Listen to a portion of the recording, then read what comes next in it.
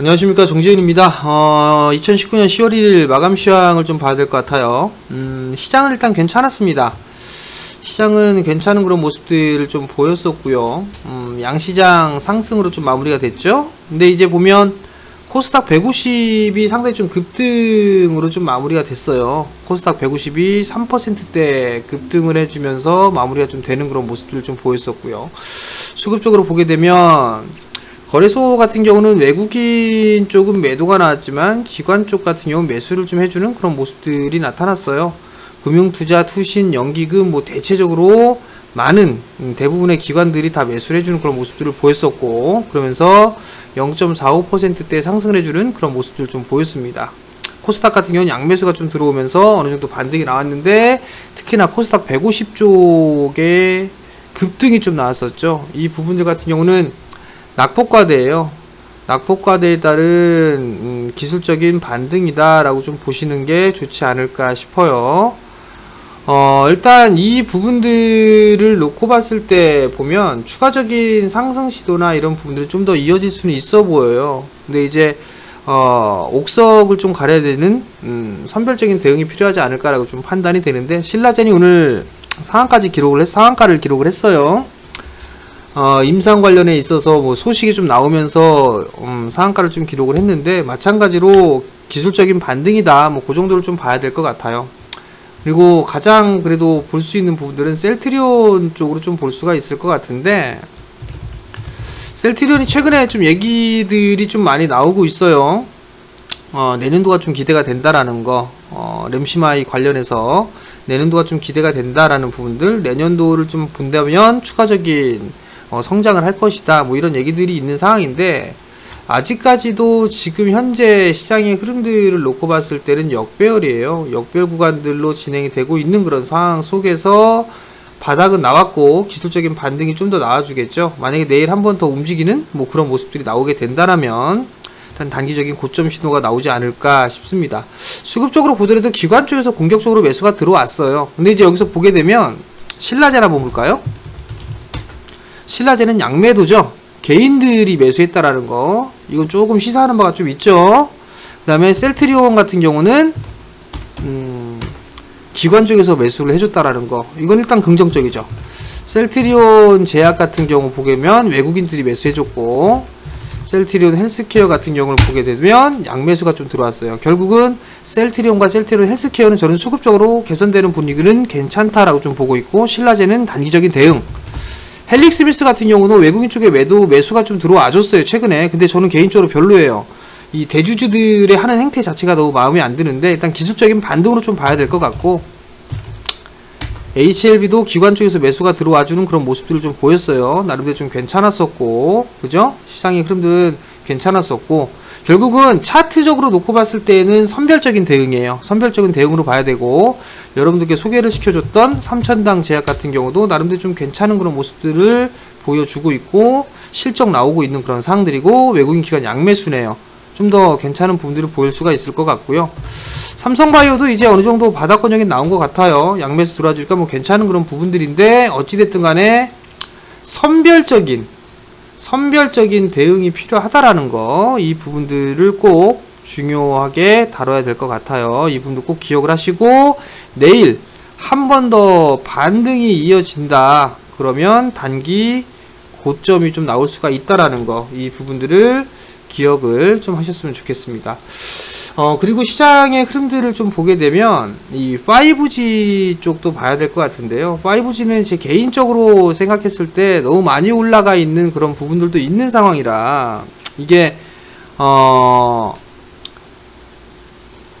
추가적으로 상승이라든가 이런 부분들보다도 이 박스권형 내지는 가격적인 조정을 조금 더 받지 않나, 더 받을 것 같아요. 왜냐면 이게 반영이 되어 있던 상황이기 때문에 기간 조정이든 가격 조정이든 수월하게 좀 받고 난 이후에 접근을 해서 좋지 않을까라고 좀 판단이 되거든요. 수익률적인 측면에서 놓고 봤을 때는 5G 쪽보다는 다른 쪽에 있는 종목군들이 훨씬 더 좋지 않을까라고 좀 판단이 돼요. 그렇기 때문에 그 부분을 좀 기억을 하시고, 제가 KMW를 좀 말씀을 드리는데, 수급 싸움이에요. 외국인 쪽에서 계속 받쳐주고 있는 그런 모양새를 보여주고 있는데, 만약에 매도로 전환되고 기관이 매도가 지속적으로 나오게 된다라면 일단 차익관점으로 좀 봐야 될 것 같아요. 그렇기 때문에 그 부분들 좀 수급은 지속적으로 좀 체크를 하자라는 의견을 좀 드리고 싶고요. 또 하나는 대차거래가 계속적으로 좀 늘어나고 있는 부분들이 좀 부담 요인이에요. 사실 너무 많이 늘어나고 있는 그런 사항들이란 말이에요. 이게 좀 부담이다. 그렇다면 일단 종목별 흐름들로 좀 체크를 해야 되지 않을까라고 좀 판단이 되거든요. 그러니까 그 부분들은 그렇게 좀 생각을 하고 보시면 좋지 않을까라고 좀 판단이 되고요.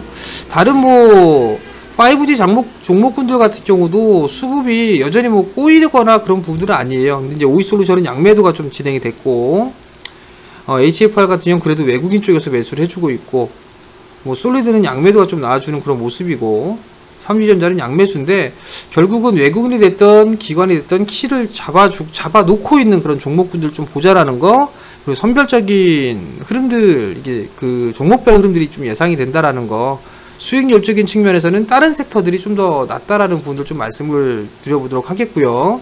그 다음에 돼지열병 여전히 좀 여러분들 관심이 많으실 것 같은데, 돼지열병은 대응이 되시는 분들만 하세요. 저희가 분명히 경고 드렸을 거예요. 종목별로 이제 다 못 가요. 돼지열병 관련주는 다 못 갈 거예요. 그렇기 때문에 대응이 되시는 분들만 하셔라. 뭐 테마라고 해갖고 우진 BNG가 뭐 올라간다고 해서 뭐 신라이스가 따라 들어가고 진바이오텍이 따라가고 그런 거 없어요. 그리고 대응이 되시는 분들만 해야 된다라는 거, 그 분들 꼭 기억을 하세요. 테마는 끝이 나게 되면 초입 때까지 다 밀리게 돼 있습니다. 그렇기 때문에 어설프게 종목군들 좀 보지 마시고, 21선이 깨지는 종목군들, 21선이 깨지는 종목군들 같은 경우는 시세 끝이에요. 21선 이탈시는, 21이 이탈시는 끝이다. 그렇게 좀 보세요. 끝. 조정이다.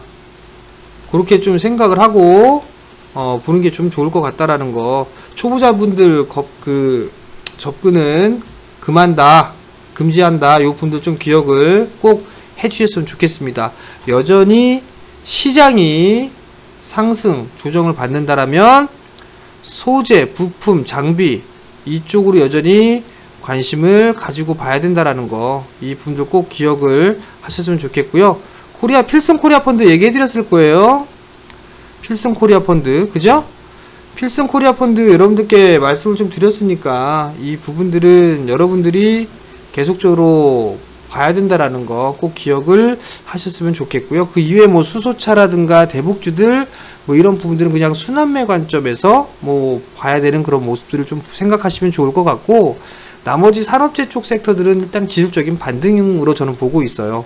그러니까 지금 이제 어닝 시즌이니까 실적이 좋아질 수 있는 어닝, 그 예상치를 상회하는 그런 sek터들이나 업종을 보면 좋을 것 같고, 그 중에 하나 섹터로 좀 볼 수가 있는 부분들이 증권 쪽이라고 좀 말씀을 드렸을 거예요. 증권 쪽이라는 부분들을 좀 말씀을 드렸으니까 그 부분도 좀 참고를 하시면 좋지 않을까라고 좀 판단이 되고요.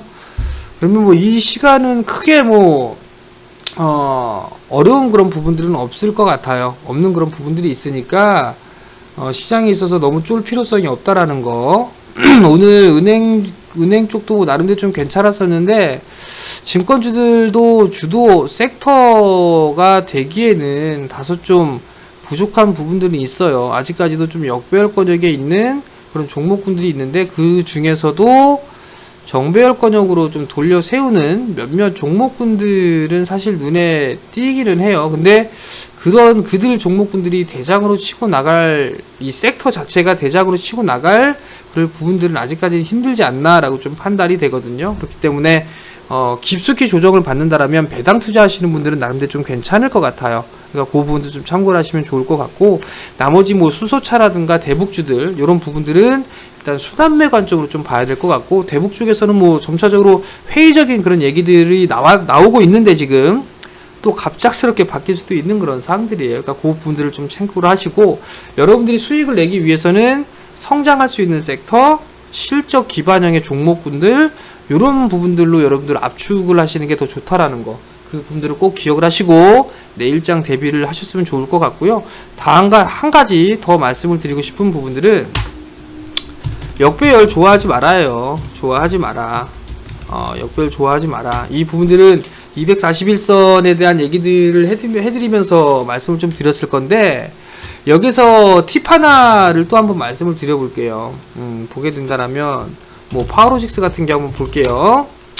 여기서 보시게 되면 241선이나 이런 부분들이 방향성이 돌려 세웠다라고 하더라도 21선에 있어서의 지지 혹은 이탈 이런 부분들이 지속적으로 좀 나타나요. 이때도 마찬가지로 차트는 돌려 세웠지만, 돌려 세우는 그런 모습들을 보였지만 이런 식의 이탈과 안착을 반복한다라는 거, 그 부분들을 좀 기억을 하시고요. 무조건적으로 21선 방향성 돌아섰고 안착했다라고 해서 무조건적으로 하는 부분들은 아니다라는 거. 다만 요런 식의 있어서 21선을 이탈했다가 안착 시도 나오고 몇 번 이렇게 회전 안착했다 빠져나가고 안착했다 빠져나가고 이런 부분들이 있잖아요.